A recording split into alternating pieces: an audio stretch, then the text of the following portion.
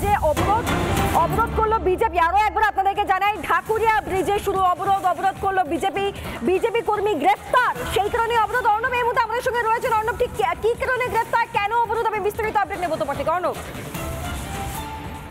যোগাযোগ বিচ্ছিন্ন। আমি আরো একবার আপনাদেরকে জানিয়ে রাখি, ঢাকুরিয়া ব্রিজে শুরু অবরোধ করলো বিজেপি কর্মী গ্রেফতার, প্রতিবাদে বিক্ষোভ। ঢাকুরিয়ায় অবরোধ বিক্ষোভ বিজেপির। লেক থানার কাছে গেলে দক্ষিণ কলকাতার জেলা সভাপতি শ্রী অনুপম ভট্টাচার্যকে গ্রেফতার করে কলকাতা পুলিশ, এবং তার জেলায় বিক্ষোভ। এক্সক্লুসিভ ছবি আপনারা দেখতে পাচ্ছেন। বিজেপি নেতা গ্রেফতারের প্রতিবাদে বিক্ষোভ ঢাকুরিয়াতে। অর্ণব এই মুহূর্তে আমার সঙ্গে রয়েছেন। অর্ণব, আমি এই মুহূর্তে পরিস্থিতির যাবতীয় আপডেট তোমার থেকে নেব।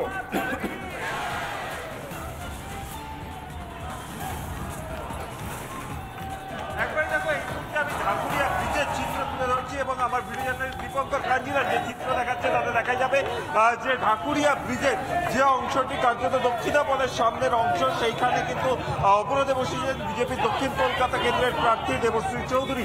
এবং মূলত যেটা দাবি, আজকে দুপুর নাগাদ কিন্তু কলকাতা পুলিশের তরফ থেকে তাদের 3 জন কর্মীকে গ্রেপ্তার করা হয়, এবং সেই গ্রেপ্তারির প্রতিবাদ যখন তারা জানাতে যান তখন কিন্তু তাদেরকে আরো 2 জন যারা জেলার পদাধিকারী তাদেরকে কিন্তু গ্রেপ্তার করা হয়। এবং এই মুহূর্তে দেবশ্রী চৌধুরী তিনি বসে রয়েছেন রাস্তায়, এবং তার সাথে কথা বলবো।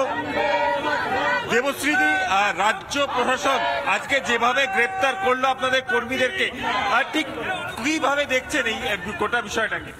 গোটা বিষয়টাকে নির্বাচনের আগে পুলিশ সম্পূর্ণভাবে ওসি যে থানার প্রত্যেকটা থানার আসছে, আমরা প্রত্যেক জায়গায় বলছি এরা তৃণমূলের ক্যাডারের ভূমিকা পালন করছে, মন্ডল প্রেসিডেন্টের ভূমিকা পালন করছে।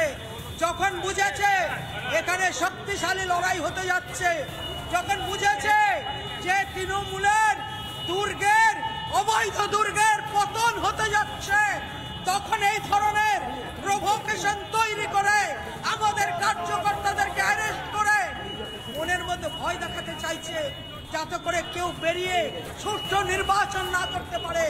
দিদিমণি ভুলে যাচ্ছেন যে উনি ছাড়াও এই পশ্চিম বাংলায় সাধারণ মানুষের কথা বলবার জন্য কেউ বেঁচে আছে এখনো। কাজেই এই লড়াই চলছে ওনাদের প্রভোকেশন। কর্মীকে অ্যাসল্ট করার অভিযোগ, তার বিরুদ্ধে আপনাদের কি? আরে ও তো তৃণমূলের একটা ক্যাডার, ওর প্রোফাইল পিকচারে আছে, ওর নিজের প্রোফাইল পিকচার আপনাদের শেয়ার করেছি, 2022-এর প্রোফাইল পিকচার কভার ফটো, যেটাতে ও তৃণমূলের ক্যাডার। সেই ক্যাডার আজকে গোটা নাটকটা রচনা করেছে। অর্থাৎ একবারই যেটা দেখা যাচ্ছে যে নির্বাচন কমিশনের এক কর্মী, তাকে অ্যাসল্ট করার অভিযোগ উঠেছে, ইতিমধ্যেই কিন্তু তাদেরকে গ্রেপ্তার করা হয়েছে। এবং যদি অন্য দিকটা দেখা যায়, আমি দীপঙ্করকে দেখাতে বলবো, কার্যত এই মুহূর্তে কিন্তু ঢাকুরিয়া ব্রিজ কার্যত অবরুদ্ধ হয়ে রয়েছে। এবং বেশ, বুঝতে পারছি পরিস্থিতির উপর নজর রাখো, আমরা পরবর্তী সময় তোমার কাছে ফিরবো।